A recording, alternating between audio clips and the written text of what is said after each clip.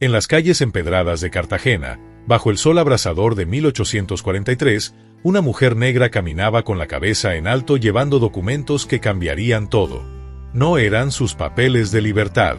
Eran algo mucho más impactante, el contrato de compra de su antigua ama. La misma mujer que la había marcado con hierro candente ahora le pertenecía. Esta es la historia real de cómo el destino puede dar vueltas tan imposibles que parecen escritas por la mano de la justicia divina. Antes de comenzar, activa las notificaciones porque esta historia contiene detalles que nunca aparecen en los libros de historia. Cada minuto revela un giro que te dejará sin palabras. El año era 1823. María Clemencia llegó a la casa grande de la familia Villanueva cuando apenas tenía 8 años. La habían comprado en el mercado de esclavos del puerto, arrancada de los brazos de su madre que nunca volvería a ver. El precio, 40 pesos de oro. Menos que un caballo de pura sangre. Doña Catalina de Villanueva era conocida en toda Cartagena no por su belleza ni su refinamiento, sino por la crueldad meticulosa con la que trataba a sus esclavos. Era una mujer de 32 años, viuda de un comerciante español que le había dejado propiedades y una fortuna considerable. Sin hijos propios, había convertido el sufrimiento ajeno en su única forma de sentir poder. María Clemencia aprendió rápido las reglas de aquella casa. Despertar antes del alba. Agua helada del pozo. Preparar el desayuno de la señora exactamente como le gustaba. Chocolate espeso, arepa de huevo, frutas peladas en cuartos perfectos. Un error significaba el látigo. 2 errores, el cepo en el patio bajo el sol del mediodía. La ciudad de Cartagena bullía con cambios. La independencia de España había llegado hacía apenas 2 décadas, y con ella, promesas de libertad que nunca alcanzaban a los que más la necesitaban. Las leyes decían que los hijos de esclavos nacidos después de 1821 serían libres al cumplir 18 años. Pero para los que ya estaban marcados, encadenados a sus amos, la libertad era solo una palabra hueca que flotaba en el aire caliente del Caribe. Doña Catalina tenía una costumbre particular. Cada vez que un esclavo la disgustaba gravemente, no se conformaba con el castigo físico común. Ordenaba que trajeran el hierro con su inicial, una C ornamentada, y lo calentaban hasta que brillaba rojo como el infierno. La marca quedaba en el hombro derecho, visible, permanente. Un recordatorio de quien tenía el poder. María Clemencia recibió su marca a los 12 años. Su crimen: derramar una gota de café en el vestido de seda favorito de la señora durante una reunión con otras damas de sociedad. El dolor fue tan intenso que perdió el conocimiento. Cuando despertó, el olor a carne quemada todavía impregnaba el aire y doña Catalina la miraba desde arriba con una sonrisa satisfecha. Los años pasaron como una eternidad contenida. María Clemencia creció observando, aprendiendo, guardando cada humillación en un rincón de su mente donde el resentimiento se convertía en algo más frío y calculado: determinación. Don Sebastián Montes era el contador de doña Catalina, un hombre mulato libre que manejaba los libros de la hacienda. Había nacido libre porque su padre español lo había reconocido, un privilegio casi imposible. Visitaba la casa grande cada semana para revisar las cuentas, y algo en la mirada de María Clemencia, entonces de 16 años, llamó su atención. No era piedad lo que sentía, era reconocimiento. Veía en ella la misma chispa que él había tenido, el hambre de ser más que lo que el destino había escrito. Una tarde, mientras esperaba en el patio, don Sebastián dejó abierto su libro de cuentas. María Clemencia, que supuestamente era analfabeta como todos los esclavos, se acercó. Sus ojos recorrieron los números con una velocidad que lo sorprendió. Ella no solo reconocía los símbolos, los comprendía. Comenzó entonces una educación clandestina. En los breves momentos en que doña Catalina salía a sus compromisos sociales, don Sebastián le enseñaba: números primero, sumar, restar, multiplicar, las bases del comercio. Después vinieron las letras, garabateadas en arena del patio que borraban inmediatamente. María Clemencia era una estudiante voraz. Memorizaba todo en la primera explicación. En 6 meses dominaba las operaciones básicas. En un año, podía leer contratos completos y entender cada cláusula. Don Sebastián quedó asombrado, pero también preocupado. El conocimiento en manos de un esclavo era un arma peligrosa, tanto para quien lo poseía como para quien lo ocultaba. Pero María Clemencia tenía un plan que apenas comenzaba a tomar forma. Observó cómo doña Catalina manejaba sus negocios, sus propiedades, sus inversiones. La señora era rica, pero no inteligente con el dinero. Gastaba en joyas y vestidos importados, en fiestas ostentosas que impresionaban a nadie. Sus propiedades generaban menos de lo que podían porque su crueldad hacía que los esclavos trabajaran lo mínimo para evitar el castigo, nunca con motivación real. En 1839, María Clemencia tenía 20 años y había desarrollado algo que doña Catalina nunca podría comprar: paciencia estratégica. No soñaba con escapar. Soñaba con algo mucho más ambicioso, aunque aún no sabía cómo lograrlo.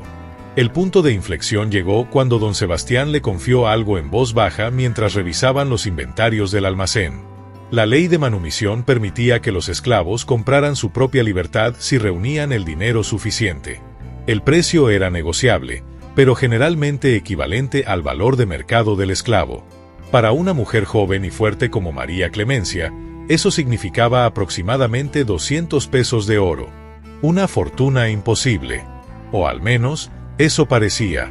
El destino tiene formas peculiares de presentar oportunidades. Para María Clemencia, llegó en forma de un error contable que nadie más notó. Doña Catalina había heredado varias propiedades en el puerto, almacenes que alquilaba a comerciantes. Don Sebastián manejaba los cobros, pero la señora insistía en revisar personalmente los libros cada mes, no por diligencia, sino por desconfianza. Era una de sus muchas contradicciones. Desconfiaba de todos excepto de su propio juicio, que era deficiente. En marzo de 1840, uno de los inquilinos pagó 2 veces por el mismo mes debido a un malentendido.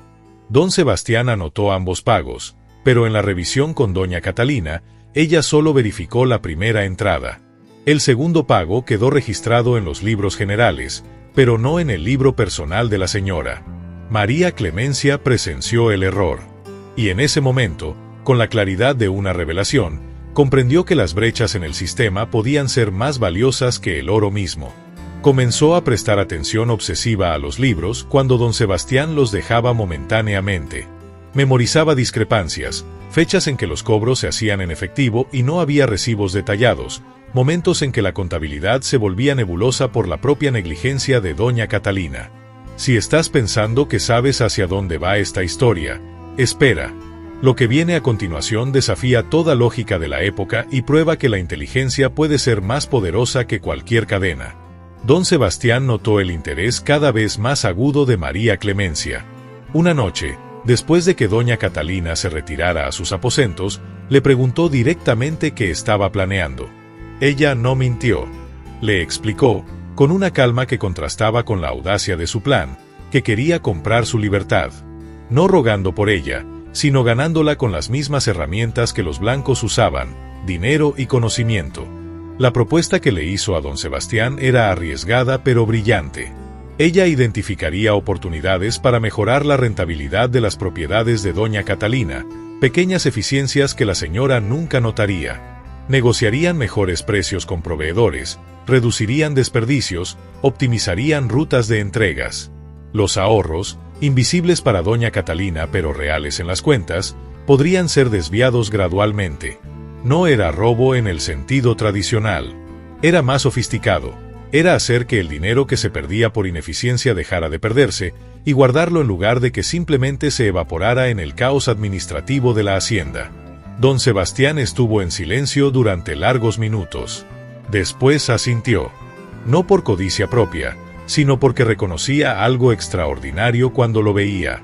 Si María Clemencia lograba esto, sería la primera esclava en la historia de Cartagena en comprar su libertad mediante pura astucia financiera, sin donaciones ni favores.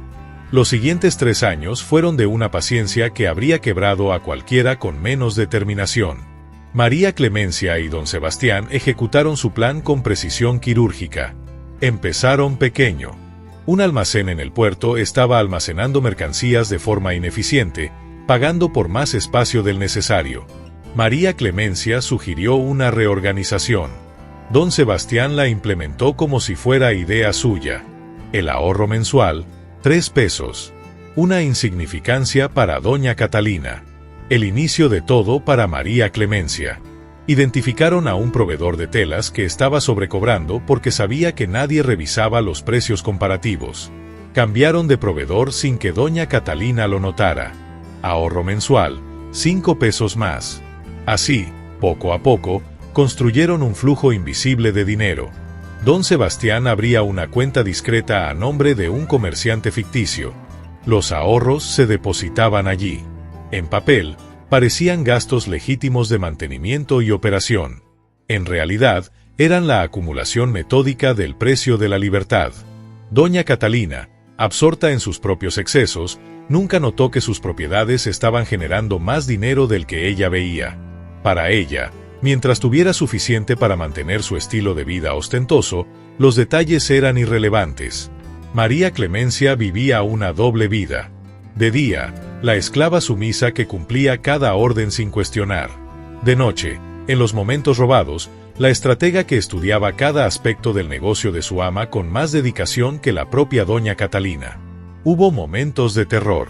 Una vez, doña Catalina preguntó por qué el gasto en mantenimiento de uno de los almacenes había aumentado. Don Sebastián, con calma admirable, explicó que los nuevos impuestos municipales habían incrementado los costos.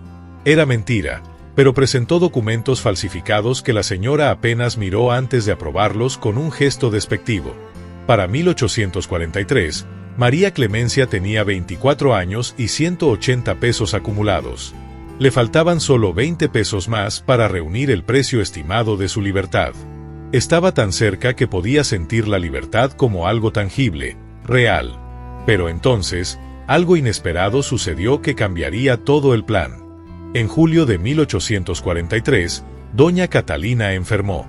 No era nada grave al principio, solo una fiebre persistente que atribuyó al calor insoportable de Cartagena. Pero las semanas pasaron y la fiebre no cedía. Los médicos vinieron y se fueron, recetando sangrías y tónicos que no servían de nada. La enfermedad la debilitó más de lo que nadie esperaba. En agosto, doña Catalina apenas podía levantarse de la cama. Su rostro, antes rotundo y siempre ruborizado de ira o vino, se había vuelto demacrado y pálido. Su voz, antes potente y llena de órdenes cortantes, era ahora un susurro ronco. María Clemencia la cuidaba. No por afecto, sino porque era su deber. Pero mientras cambiaba las sábanas empapadas en sudor y preparaba las infusiones que los médicos ordenaban, observaba. Veía cómo la mujer que había sido su tormento durante 2 décadas se desvanecía, vulnerable y asustada. Un detalle no pasó desapercibido: doña Catalina no tenía herederos directos. Tenía primos lejanos en España que nunca la habían visitado, pero ningún pariente cercano que pudiera reclamar la herencia inmediatamente. Y sin testamento actualizado, sus propiedades entrarían en un limbo legal que podía durar meses, quizás años. Don Sebastián vino a visitar a la enferma y revisar el estado de las finanzas. En privado, le dijo a María Clemencia algo que ella ya había calculado: si doña Catalina moría, todo se complicaría. Los esclavos probablemente serían vendidos en subasta para pagar deudas y gastos legales. María Clemencia podría terminar en manos de alguien aún peor, y todo el dinero acumulado quedaría inaccesible. Tenían que actuar rápido. Don Sebastián preparó los documentos de manumisión. El precio, 200 pesos, el valor estándar de mercado para una esclava de 24 años. María Clemencia tenía 180. Le faltaban 20. La noche del 15 de agosto, don Sebastián hizo algo que podría haberle costado todo: falsificó el recibo final. En los libros, apareció que María Clemencia había completado el pago. En realidad, los últimos 20 pesos nunca existieron. Era un riesgo calculado en medio del caos administrativo que la enfermedad de doña Catalina había creado. A la mañana siguiente, con doña Catalina apenas consciente y debilitada, don Sebastián presentó los documentos para su firma. Le explicó, en términos simples y urgentes, que era una formalidad de liberación de activos que protegería su patrimonio. Doña Catalina, confundida por la fiebre y confiando vagamente en que su contador sabía lo que hacía, firmó. María Clemencia era libre. La libertad llegó sin celebraciones, sin lágrimas de alegría. María Clemencia salió de la casa grande un miércoles al atardecer con sus papeles de manumisión guardados contra su pecho y una determinación que ardía más fuerte que nunca. No había terminado. Apenas comenzaba. Durante las siguientes semanas, mientras doña Catalina se recuperaba lentamente de su enfermedad, María Clemencia se instaló en una pequeña habitación en el barrio de Getsemaní. Era diminuta y calurosa, pero era suya. Por primera vez en su vida, podía cerrar una puerta y estar sola, sin miedo a que llegara una orden o un castigo. Pero no perdió tiempo en disfrutar la libertad pasivamente. Con don Sebastián como socio silencioso, comenzó a trabajar como intermediaria comercial. Conocía los negocios del puerto mejor que muchos comerciantes porque había estudiado las operaciones durante años. Conectaba vendedores con compradores, negociaba comisiones, identificaba oportunidades que otros pasaban por alto. Su ventaja era única. Era una mujer negra libre en una ciudad donde eso era raro pero no imposible. Los comerciantes blancos la subestimaban, pensaban que podían engañarla. Error fatal. María Clemencia conocía cada truco, cada inflación de precios, cada cláusula oculta. Negociaba con una firmeza tranquila que desconcertaba a hombres acostumbrados a intimidar. En 6 meses, había multiplicado su capital. Los 180 pesos se convirtieron en 300, después en 500. Invertía en mercancías que sabía que aumentarían de valor, compraba barato cuando otros necesitaban vender rápido, vendía caro cuando la demanda era alta. Doña Catalina se recuperó, pero no completamente. La enfermedad la había dejado debilitada, y su temperamento se volvió aún más errático. Despidió a don Sebastián en un arranque de paranoia infundada, acusándolo sin pruebas de malversación. Él se fue sin protestar, sabiendo que cualquier defensa solo empeoraría las cosas. La hacienda comenzó a decaer sin su gestión competente. Los inquilinos se retrasaban en pagos, los proveedores cobraban de más, los esclavos que quedaban trabajaban menos porque no había supervisión efectiva. Doña Catalina, que nunca había entendido realmente cómo funcionaban sus negocios, veía su fortuna erosionarse sin comprender por qué. En diciembre de 1843, algo extraordinario llegó a oídos de María Clemencia. Doña Catalina estaba considerando vender algunas de sus propiedades. Las deudas se acumulaban, los gastos médicos habían sido exorbitantes y necesitaba liquidez inmediata. Entre las propiedades que consideraba vender había una que María Clemencia conocía íntimamente, el almacén del puerto que había sido la primera fuente de sus ahorros. Valía aproximadamente 800 pesos en el mercado, pero doña Catalina, desesperada y mal asesorada, estaba dispuesta a aceptar menos por una venta rápida. María Clemencia tenía exactamente 650 pesos. Hizo una oferta de 600, en efectivo, pago inmediato. Para doña Catalina, que no reconoció a su antigua esclava en la mujer de negocios que tenía enfrente, era una bendición inesperada. La transacción se completó en una semana. María Clemencia ahora poseía una propiedad que antes había administrado en secreto como esclava. La ironía era deliciosa, pero no era suficiente. El año 1844 llegó con doña Catalina en una espiral descendente que parecía imparable.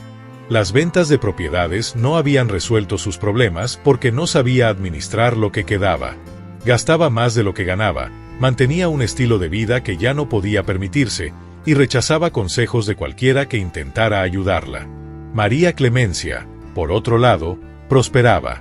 Su almacén generaba ganancias constantes. Había contratado a trabajadores libres, pagándoles salarios justos, y descubrió algo que doña Catalina nunca entendería: la gente trabajaba mejor cuando se sentía valorada.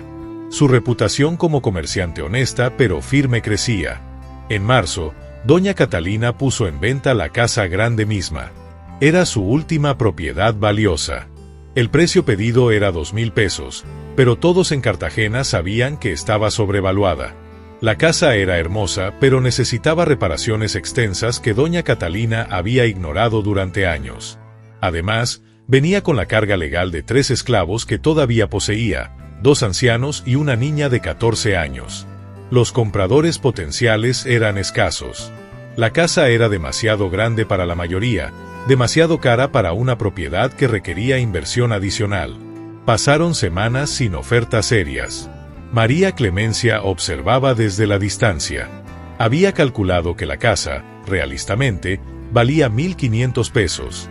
Tenía 900 en efectivo después de reinvertir parte de sus ganancias. No era suficiente, pero había aprendido que en los negocios, el efectivo inmediato valía más que promesas futuras, especialmente para alguien desesperado. Lo que está por suceder no es ficción. Es el momento en que la historia da un giro tan poderoso que redefine lo que significa justicia. No te pierdas ni un segundo de lo que viene. En abril, María Clemencia pidió una reunión con el notario que manejaba la venta. Se presentó como comerciante, mencionó su interés en la propiedad y preguntó si doña Catalina consideraría una oferta más baja si el pago era en efectivo completo, sin demoras ni condiciones. El notario, un hombre práctico que sabía que doña Catalina necesitaba el dinero urgentemente, aceptó presentar la propuesta, 900 pesos, más la absorción de una deuda de 100 pesos que doña Catalina tenía con un comerciante del puerto. Total efectivo, 1.000 pesos. Cuando doña Catalina recibió la oferta, su primera reacción fue rechazarla indignada. 1.000 pesos por una propiedad que había costado 3.000 cuando la compró su difunto esposo.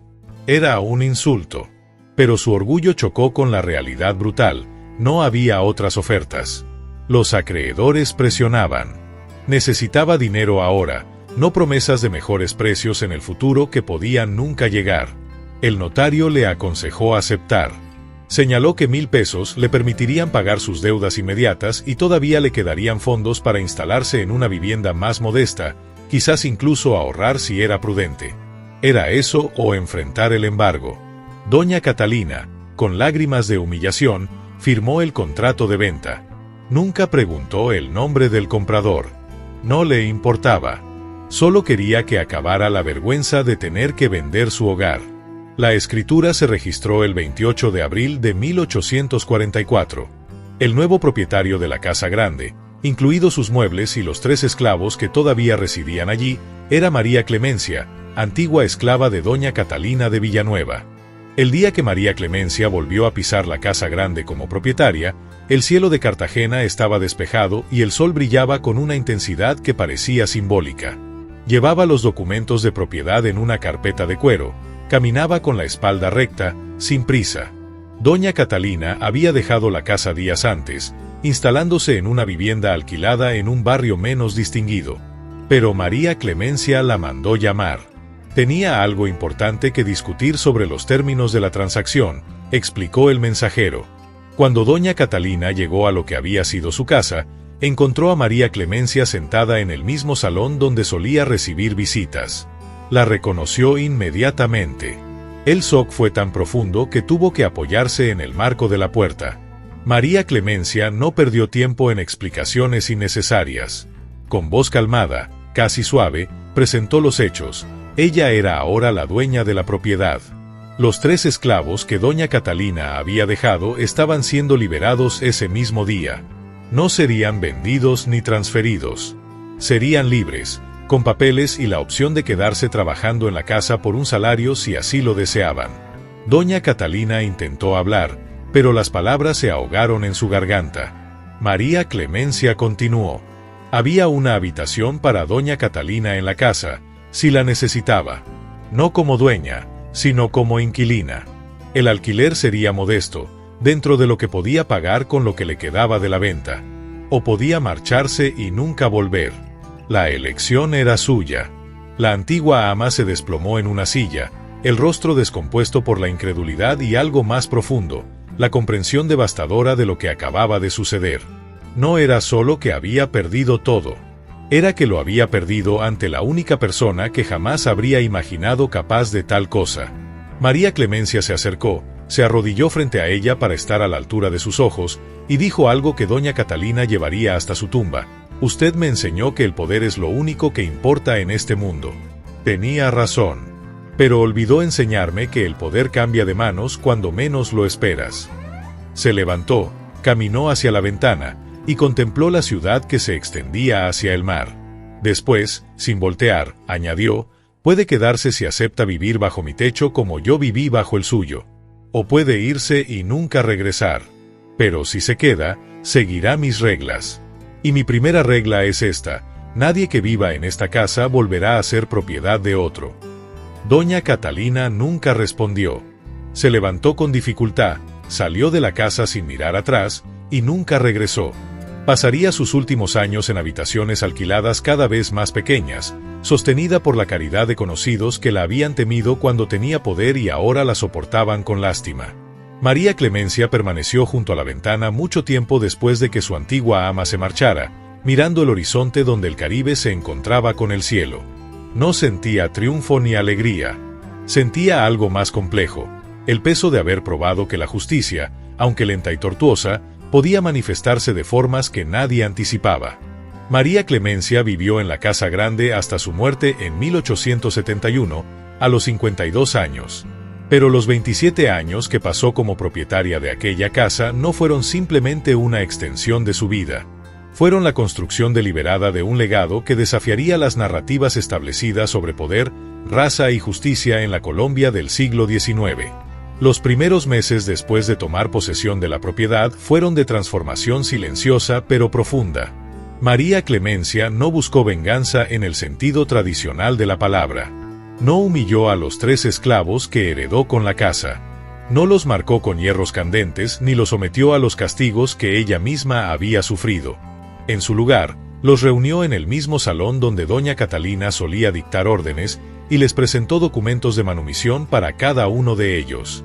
Les explicó con voz firme pero cálida que eran libres desde ese momento y que podían elegir quedarse trabajando por un salario justo o partir hacia donde quisieran construir sus vidas.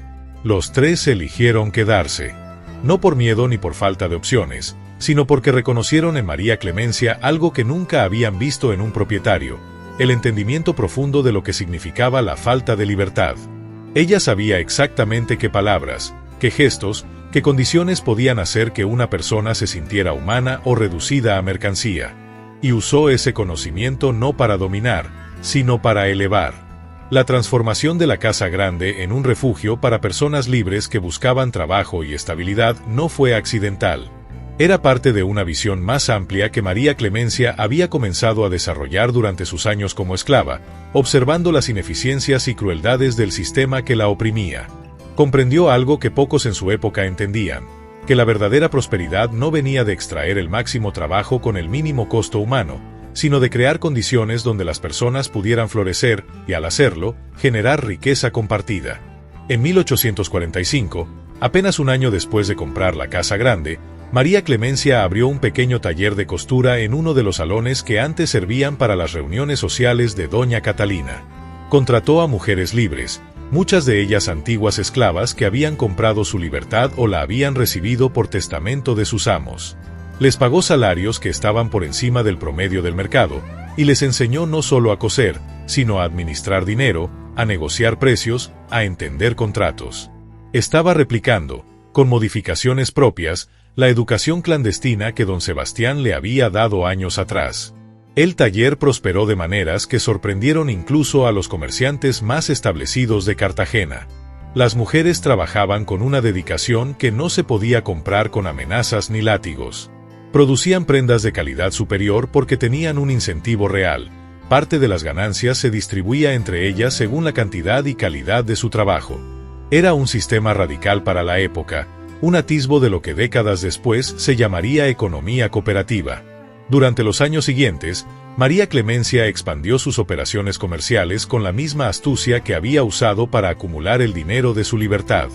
Compró otro almacén en el puerto en 1847, una pequeña propiedad agrícola en las afueras de Cartagena en 1850, y participó como inversionista silenciosa en varias empresas comerciales que necesitaban capital pero no querían la visibilidad de tener a una mujer negra como socia pública.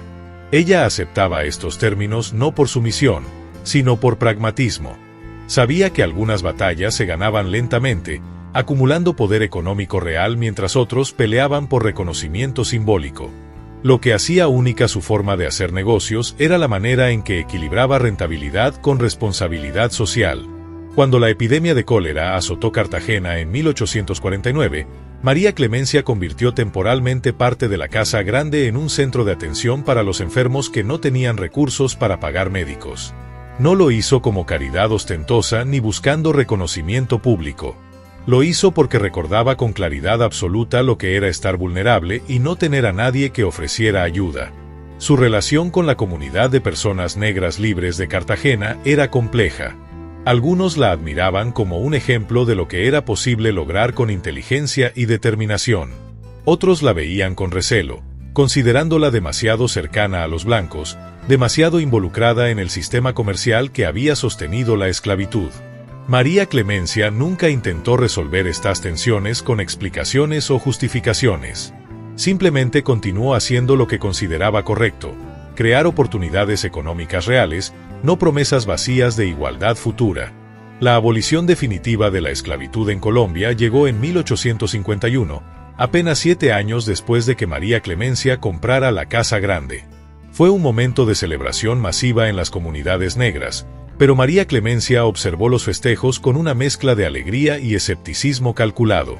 Sabía por experiencia propia que los documentos legales no eliminaban automáticamente las estructuras de poder y desigualdad que se habían construido durante siglos. La libertad legal era el primer paso, no el último. Y tenía razón. Los años siguientes a la abolición demostraron que muchos antiguos esclavos recibieron su libertad sin recursos, sin tierras, sin educación y sin las conexiones sociales necesarias para prosperar en una economía que seguía dominada por las mismas familias blancas que habían poseído esclavos. Algunos terminaron trabajando en condiciones apenas mejores que la esclavitud, atrapados por deudas y contratos abusivos. María Clemencia respondió a esta realidad expandiendo sus operaciones de una manera que beneficiaba específicamente a personas libres recientemente. Creó un sistema de microcréditos antes de que ese término existiera, prestando pequeñas cantidades de dinero a personas que querían iniciar negocios propios pero no tenían acceso a los bancos formales que solo prestaban a propietarios establecidos. Los intereses que cobraba eran justos, los términos eran claros, y más importante aún, ofrecía asesoría sobre cómo manejar el dinero prestado. No todos los proyectos prosperaban, pero los que lo hacían generaban un efecto multiplicador en la comunidad. En 1856, María Clemencia tenía 37 años y había acumulado una fortuna que rivalizaba con la de muchas familias blancas tradicionales de Cartagena. Pero a diferencia de ellas, nunca usó su riqueza para comprar estatus social ni para integrarse a los círculos de élite que la habrían rechazado de todas formas. Su poder era económico y, por lo tanto, más sólido que el poder social que dependía de percepciones y tradiciones. Hubo intentos de desacreditarla.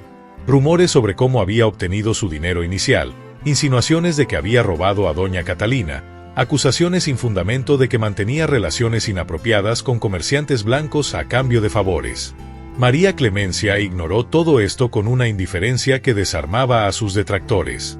No necesitaba defender su reputación porque sus acciones hablaban más fuerte que cualquier calumnia. Lo que pocos sabían era que María Clemencia mantenía una correspondencia regular con don Sebastián Montes, quien después de ser despedido por doña Catalina había establecido su propia firma de contabilidad en Bogotá. En sus cartas, intercambiaban no solo información sobre negocios y oportunidades comerciales, sino también reflexiones sobre el estado del país, sobre las posibilidades reales de igualdad en una sociedad apenas saliendo de la esclavitud, sobre los límites y potenciales de la libertad económica como herramienta de transformación social. Don Sebastián visitó Cartagena en 1862 y se quedó en la Casa Grande durante 2 semanas. Fue la primera vez que se reencontraron desde los días turbulentos de 1843. Caminaron juntos por los mismos corredores donde años atrás habían conspirado en secreto para acumular el precio de la libertad, y don Sebastián le confesó algo que María Clemencia ya había intuido, que al ayudarla, él había estado sanando sus propias heridas. Había nacido libre por accidente de nacimiento, no por mérito, y siempre había sentido una culpa difusa por los privilegios que eso le otorgaba mientras otros igualmente capaces permanecían encadenados. Ayudar a María Clemencia había sido su forma de hacer algo significativo con ese privilegio accidental. Los últimos años de vida de María Clemencia estuvieron marcados por la consolidación más que por la expansión. Comenzó a transferir gradualmente la gestión de sus negocios a las personas que había entrenado durante años, creando una estructura donde la propiedad y el control se distribuían entre varios gerentes en lugar de concentrarse en una sola persona. Era su manera de asegurar que lo que había construido sobreviviría más allá de su propia vida. En 1869, a los 50 años, María Clemencia comenzó a experimentar problemas de salud que los médicos de la época no pudieron diagnosticar con precisión. Probablemente era alguna forma de enfermedad cardíaca o renal, condiciones que entonces no tenían tratamiento efectivo. Durante los 2 años siguientes, su vigor físico fue declinando gradualmente, aunque su mente permaneció aguda hasta el final. Pasó sus últimos meses ordenando sus asuntos con la misma meticulosidad que había aplicado a cada aspecto de su vida. Su testamento era un documento extraordinariamente detallado que distribuía su propiedad entre las personas que habían trabajado con ella, con provisiones específicas para asegurar que ninguna de sus propiedades fuera vendida a familias que hubieran sido propietarias de esclavos. Era una cláusula legalmente cuestionable, pero lo suficientemente bien redactada como para sobrevivir los desafíos iniciales. María Clemencia murió el 3 de marzo de 1871, rodeada no por familia de sangre que nunca recuperó, sino por la familia que había elegido y construido, las mujeres del taller de costura, los gerentes de sus negocios, las personas que habían encontrado en ella no una patrona sino una mentora y aliada. Su funeral fue un evento extraordinario para Cartagena. Asistieron cientos de personas negras libres que la reconocían como un símbolo de lo que era posible. Pero también asistieron comerciantes blancos que habían hecho negocios con ella y habían aprendido a respetar su astucia y su palabra. La procesión que llevó su cuerpo al cementerio pasó deliberadamente frente a lo que había sido la casa donde doña Catalina vivió sus últimos años de pobreza y aislamiento. No fue crueldad, sino un recordatorio silencioso de cómo el destino había reescrito 2 vidas que comenzaron en extremos opuestos de la jerarquía social. Doña Catalina había muerto 19 años antes, en 1852, en condiciones de pobreza relativa. Su muerte pasó prácticamente desapercibida, registrada en los archivos parroquiales con la brevedad impersonal de alguien que ya no importaba a nadie. No dejó herencia significativa, no dejó legado que valiera la pena mencionar. Su nombre sobrevivió solo en documentos legales y en las memorias de aquellos que recordaban su crueldad como una advertencia sobre los peligros del poder sin empatía. El contraste entre estas 2 muertes, entre estos 2 legados, dice más sobre justicia y significado que cualquier tratado filosófico. María Clemencia, nacida sin nada, marcada con hierro candente, propiedad de otra persona durante 16 años, dejó un impacto que se extendió décadas más allá de su muerte. Doña Catalina, nacida con privilegio, poseedora de propiedad y poder, desapareció de la memoria colectiva como si nunca hubiera existido. Esta historia nos obliga a confrontar preguntas incómodas sobre la naturaleza del poder y la justicia. ¿Fue venganza lo que María Clemencia ejecutó? En el sentido tradicional, no. Nunca buscó infligir el mismo sufrimiento que ella había experimentado. Pero en un sentido más profundo y complejo, tal vez sí lo fue, la venganza de demostrar que el orden social que doña Catalina consideraba inmutable era en realidad frágil y contingente. La venganza de probar que la inteligencia y la determinación podían superar las ventajas del nacimiento. La venganza de vivir bien y construir significado en un mundo que había intentado reducirla a mercancía. Lo que hace esta historia particularmente relevante no son solo los hechos extraordinarios que describe, sino lo que nos revela sobre los sistemas de opresión y las posibilidades de resistencia. María Clemencia no esperó a que otros le otorgaran libertad por compasión o por cambios legales. La construyó ella misma, paso a paso, con una paciencia que requería una fuerza psicológica casi sobrehumana. Vivió durante años con la contradicción de estar legalmente esclavizada mientras desarrollaba las habilidades y acumulaba los recursos que eventualmente la liberarían. Su historia también nos recuerda que la liberación individual, aunque importante, no es suficiente. María Clemencia pudo haber usado su libertad simplemente para asegurar su propia comodidad y seguridad. En cambio, eligió crear estructuras que facilitaran la liberación y prosperidad de otros. Entendió intuitivamente lo que décadas después se articularía como teoría, que la verdadera libertad es colectiva, que nadie es completamente libre mientras otros permanecen oprimidos. En los archivos de Cartagena, entre documentos amarillentos y fragilizados por el tiempo, todavía existen los registros que certifican la transferencia de propiedad de la Casa Grande a María Clemencia. Existen las escrituras de sus otras propiedades, los libros de contabilidad que muestran la rentabilidad de sus negocios, los testamentos que distribuyeron su riqueza. Son testimonios silenciosos pero irrefutables de que en 1843, en una ciudad donde la esclavitud todavía era legal y el racismo estructural definía cada aspecto de la vida social, una mujer logró lo imposible. Pero más allá de los documentos legales y los registros comerciales, el verdadero legado de María Clemencia vive en la pregunta que su vida plantea a cada generación: ¿qué haremos nosotros con las injusticias que observamos? ¿Esperaremos pasivamente a que sistemas opresivos se derrumben por su propio peso, o construiremos activamente las alternativas que queremos ver? ¿Usaremos el poder que acumulamos para replicar jerarquías existentes o para crear nuevas posibilidades? María Clemencia eligió construir. Eligió transformar su sufrimiento en sabiduría, su opresión en estrategia y su liberación personal en oportunidad colectiva. No fue perfecta, no resolvió todos los problemas de su época, no eliminó el racismo ni la desigualdad de Colombia. Pero dentro del espacio que pudo influenciar, dentro de las vidas que pudo tocar, demostró que un mundo diferente era posible. Esta es la venganza que nadie esperaba, no la destrucción del opresor, sino la construcción de alternativas tan robustas que hicieron que la opresión misma pareciera obsoleta.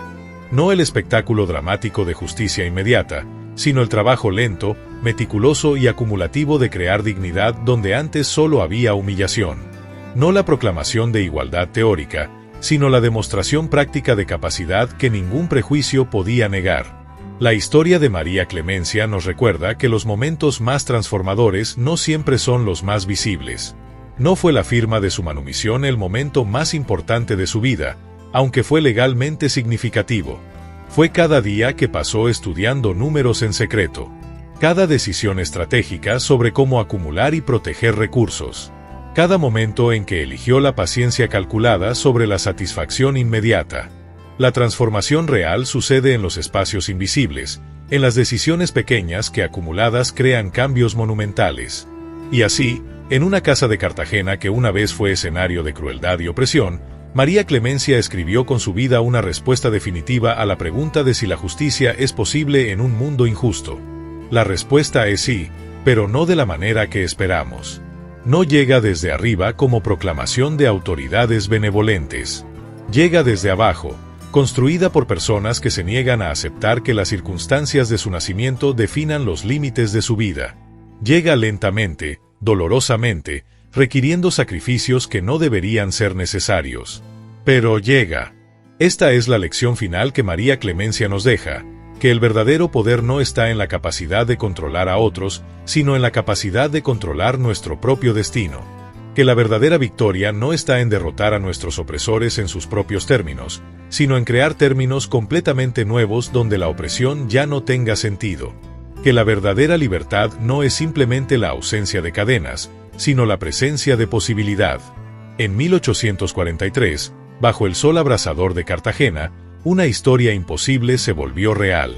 Y al hacerlo, expandió los límites de lo que todas las generaciones futuras podrían considerar posible. Ese es el legado que ninguna tumba puede contener, que ningún documento puede capturar completamente y que ninguna injusticia futura puede borrar. Y sin embargo, hay algo más que debe ser dicho sobre esta historia, algo que trasciende los hechos documentados y entra en el territorio de lo que significa recordar, de lo que significa preservar memoria en un mundo que constantemente intenta borrar las verdades más incómodas. Cuando María Clemencia murió en 1871, dejó instrucciones específicas y detalladas en su testamento sobre qué debía hacerse con la Casa Grande. La propiedad no podía venderse a ninguna familia que hubiera poseído esclavos en cualquier momento de su historia, una cláusula revolucionaria que sus herederos legales intentaron impugnar por considerarla excesivamente restrictiva y prácticamente imposible de verificar. Los litigios legales duraron casi 5 años, consumiendo recursos y generando debates acalorados en los círculos legales de Cartagena. Eventualmente, bajo presión de acreedores y por la complejidad de mantener la restricción, la propiedad fue dividida y vendida en partes. Pero durante el tiempo que la cláusula se mantuvo vigente, obligó a cada abogado, notario y comprador potencial de Cartagena a revisar meticulosamente los registros históricos de propiedad de esclavos. Fue una confrontación forzada con el pasado que muchos habrían preferido olvidar, una exhumación de pecados familiares que las élites consideraban enterrados para siempre. Los descendientes de las mujeres que trabajaron en el taller de costura de María Clemencia continuaron las operaciones durante 2 generaciones más, hasta finales del siglo XIX, cuando la industrialización cambió fundamentalmente la naturaleza del comercio textil en Colombia. Pero la estructura cooperativa que ella había establecido, donde las trabajadoras compartían las ganancias proporcionalmente a su trabajo y participaban activamente en decisiones sobre producción y precios, dejó una huella profunda en cómo algunas comunidades afrodescendientes de Cartagena organizaron sus actividades económicas durante décadas posteriores. No era solo un modelo de negocio, era una filosofía de vida, que la prosperidad compartida era más sostenible y más justa que la explotación individual.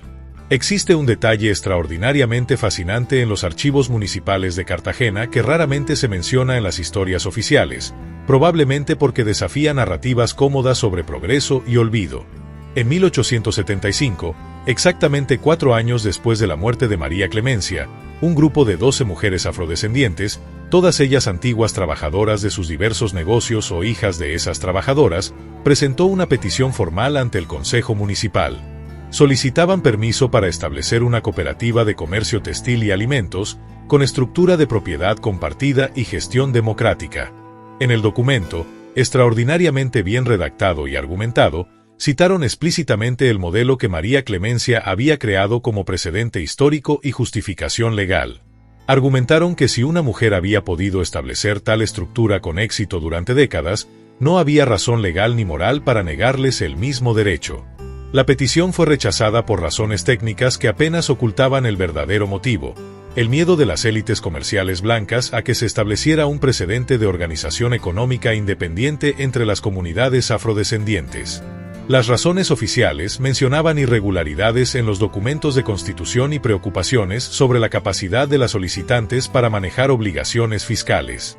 Pero las actas del Consejo Municipal, preservadas en los archivos, revelan comentarios de los concejales que expresaban claramente su incomodidad con la idea de mujeres negras operando negocios sin supervisión de patrones blancos. El rechazo fue una derrota táctica, pero el hecho mismo de que existiera la petición, de que estas mujeres conocieran la historia de María Clemencia con suficiente detalle para usarla como argumento legal, de que tuvieran la audacia de presentarse ante autoridades que las consideraban inferiores, demuestra que el legado de María Clemencia no murió con ella. Vivía en la imaginación y la determinación de quienes la recordaban. La historia que hemos reconstruido es extraordinaria por sus hechos, pero quizás más importante aún por las preguntas difíciles que plantea a cada generación que la descubre. ¿Por qué nombres como María Clemencia no aparecen en los libros de texto cuando estudiamos la historia de Colombia?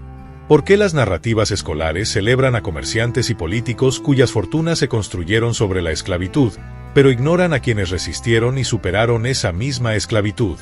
La respuesta es tan incómoda como necesaria, porque las narrativas históricas oficiales han sido escritas predominantemente por y para los descendientes de quienes tenían poder institucional, no de quienes lo desafiaron desde los márgenes. Esta selectividad no es accidental ni neutral. Es una forma de violencia epistemológica, un intento deliberado de controlar que historias se consideran dignas de ser contadas, que vidas se consideran dignas de ser recordadas.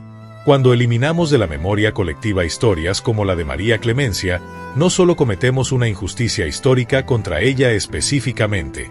Cometemos una injusticia contra todas las generaciones futuras que necesitan saber que personas en circunstancias imposibles han encontrado maneras de transformar sus realidades.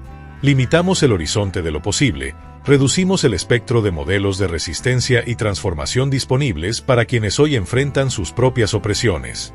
Preservar y difundir historias como esta no es meramente un acto de justicia histórica, aunque ciertamente lo es.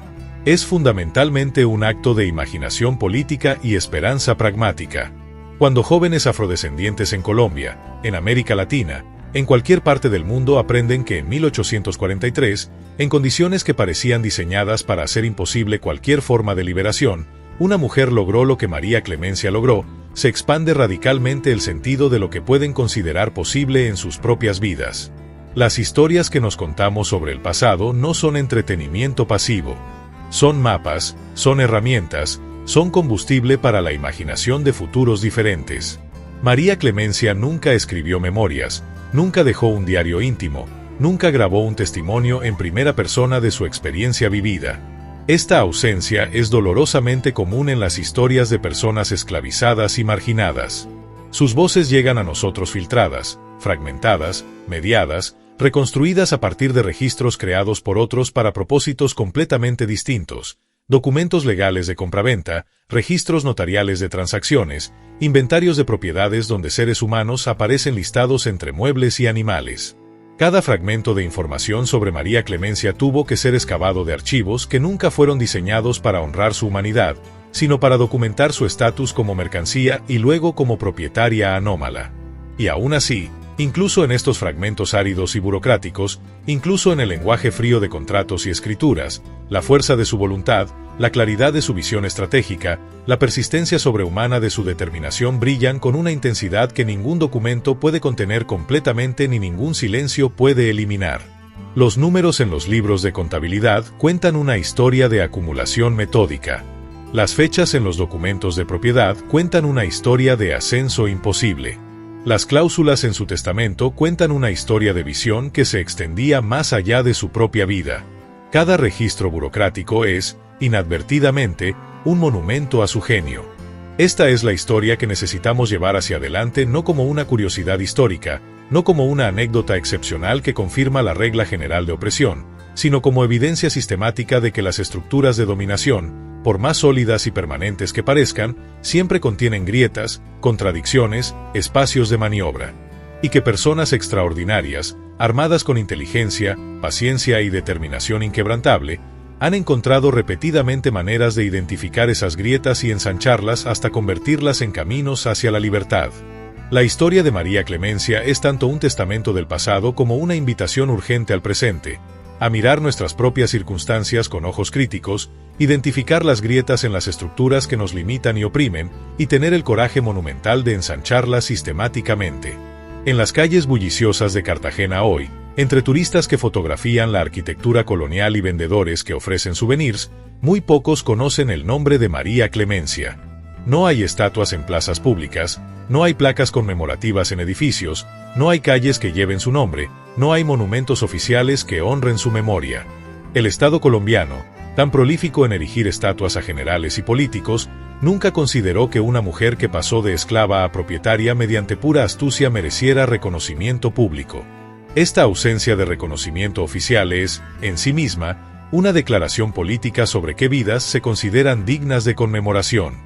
Pero en los archivos, en los documentos amarillentos y fragilizados que sobrevivieron más de un siglo y medio de humedad caribeña y negligencia institucional, su nombre permanece, imborrable: María Clemencia, propietaria, comerciante, liberadora, visionaria.